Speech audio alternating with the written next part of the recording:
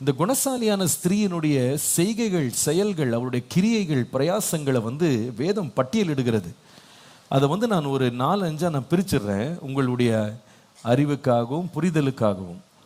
முதலாவது, she worked for herself. எழுதுங்க, தனக்காகவே அவள் வேலை செய்தாள். அந்த வேலை அவள் தனக்காகவே செய்தாள்.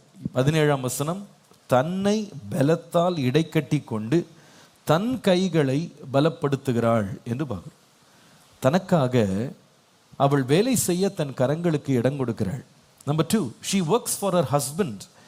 தன்னுடைய கணவனுக்காக அவள் வேலை செய்கிறாள் என்றும் வேதம் சொல்லுகிறது. 12ஆம் வசனம் பாருங்க, அவள் உயிரோடு இருக்கிற நாளெல்லாம் அவனுக்கு தீமையை அல்ல நன்மையையே செய்கிறாள் என்று பார்க்கிறோம். she works for herself, she works for her husband.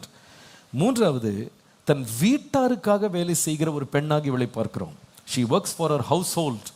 தன் வீட்டாருக்காக அவள் செய்யும் வேலை. 15ஆம் வசனத்தில், இருட்டோடே எழுந்து தன் வீட்டாருக்கு ஆகாரம் கொடுக்கிறாள் என்று பார்க்கிறோம். 21ஆம் வசனத்தில், தன் வீட்டார் அனைவருக்கும் இரட்டை போரை உடுப்பி இருப்பதால் தன் வீட்டாரை நிமித்தம் குளிருக்கு பயப்படாள் என்று பார்க்கிறோம். 27ஆம் வசனம், அவள் சோம்பலின் அப்பத்தை புசியாமல் தன் வீட்டு காரியம் எப்படி நடக்கிறது என்று கண்ணோக்கமாக இருக்கிறாள். தனக்காக வேலை செய்து, கணவனுக்காக வேலை செய்து, வீட்டாருக்காக வேலை செய்கிறவள் என்று பார்க்கிறோம். இன்னும் சொல்ல போனால், தன் வேலைக்காரிகளுக்காக வேலை செய்கிறவர்களுக்காக, தன் வீட்டு வேலை செய்கிறவங்களுக்கு கூட அவள் உழைக்கிறாள்னு பார்க்குறோம். 15ஆம் வசனத்தின் 2வது பகுதி, தன் வேலைக்காரிகளுக்கு படி அளக்கிறாள் என்று பார்க்குறோம்.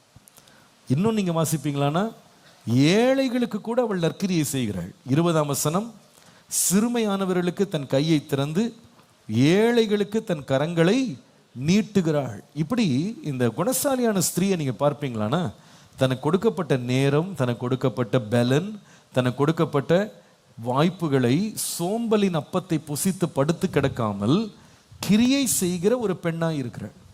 இந்த வேலை செய்கிற பெண்ணுக்கு வேதம் சொல்லுகிறது, அவளுடைய கைகளின் பலனை அவளிடத்துல என்ன பண்ணுங்க, கொடுங்கள். அப்போ நம்ம